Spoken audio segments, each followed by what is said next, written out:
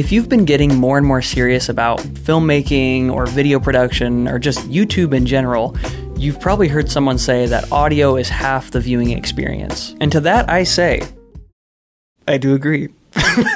This is the Rode Video Micro, and we're going to be going over why I think it's still the best beginner budget microphone out there. I'll give a couple of thoughts, we're going to do some sound tests, and yeah, let's break it down. Let's start with the price because a lot of the times that's the deciding factor in which mic you want to pick up.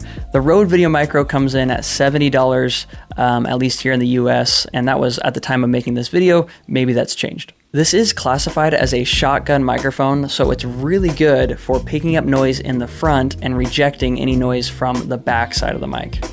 I won't go into all the details. I'll throw up a polar pattern up on the screen now so you guys can see what that looks like. But again, it's really good at picking up what is in front of it, and that is huge for content creation and vlogging especially. A lot of mics that you see on like a Hollywood movie set are actually that same kind of shotgun style, which I thought was really cool. So out of the box, you're going to get the microphone itself.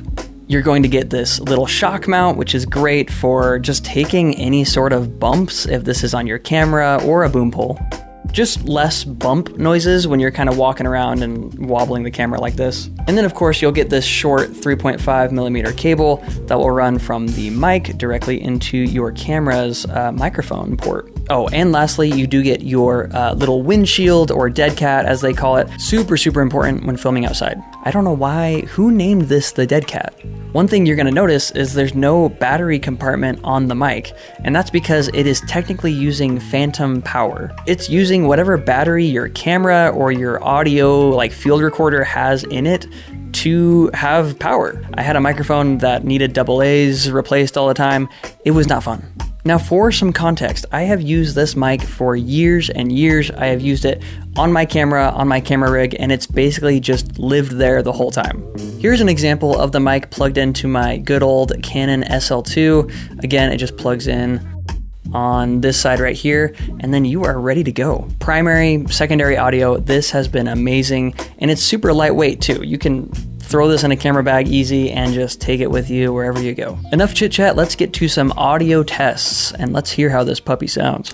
So first things first, we're gonna start with the built-in camera microphone. This probably sounds really bad. I'm in of course, the office space that I have. It's partially sound treated, but not a ton. I just have this sound foam next to me. But again, you're probably hearing a lot of echo from the room. It's just pretty bad in general. So let's go ahead and swap on over to the Rode Video Micro. I have it boomed right out of frame, so let's hear that difference.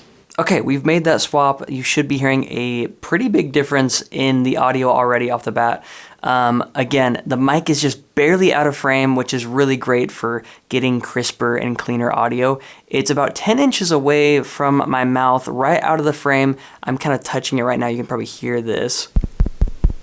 I don't know, is that really loud? That's probably really loud. I think a setup like this is awesome because then you can do things like showing off products or whatever it is that you're reviewing on your channel. And there's no microphone kind of like in the shot. If you're a fan of that, then this is definitely a good route. I'm using a pretty cheap boom pole that I got off Amazon, and then I have a longer 3.5mm cord that's running from that boom pole all the way to the camera, just directly plugged in. Just so you guys know as well, this is all just the raw audio from the microphone. I haven't applied any weird like filters or effects. There are some really cool ones that you can use on DaVinci Resolve or whatever you're editing on. In this case, it's just that raw audio, and I've just bumped up the levels to be closer to -3 decibels.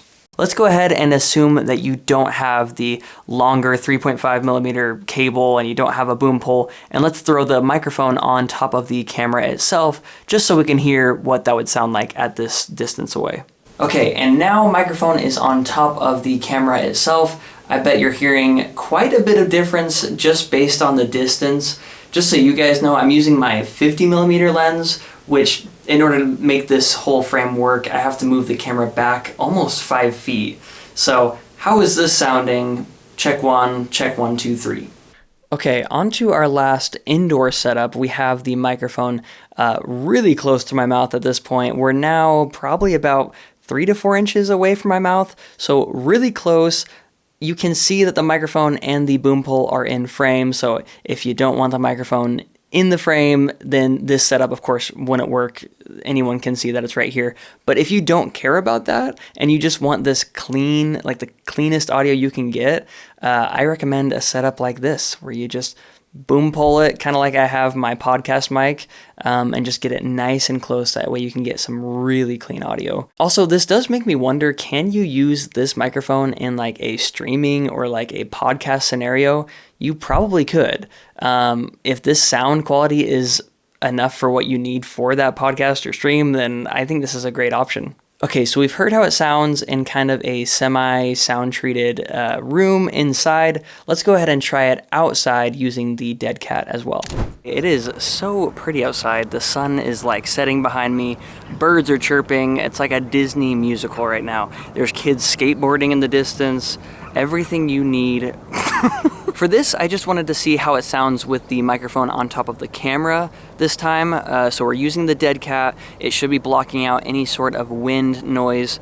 Although I will say there isn't much wind at all. It's kind of a peaceful spring day. That was a massive bug, holy. Right now, distance-wise, I would say the camera and the mic are about 3 to 4 feet away from my mouth. I'm just watching the levels right there to see how much of the background noises it's picking up. Again, it's very, very focused on just what's in front of it, which is really, really helpful. But next, let's go ahead, we'll take the Dead Cat off and let's see if we hear any wind noise. Maybe this just wasn't the right day to experiment with the Dead Cat taken off. This is a really, really peaceful day. Very little wind. If this is picking it up right now, maybe that means it's kind of sensitive to the wind. I don't know. You tell me.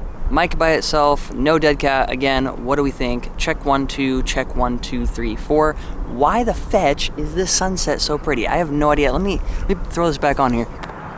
Like, look at that. Are you serious? Alrighty, we've swapped back to our main podcast mic. You might be hearing some more like bassiness out of this microphone in comparison to the Rode Video Micro, but what do you guys think?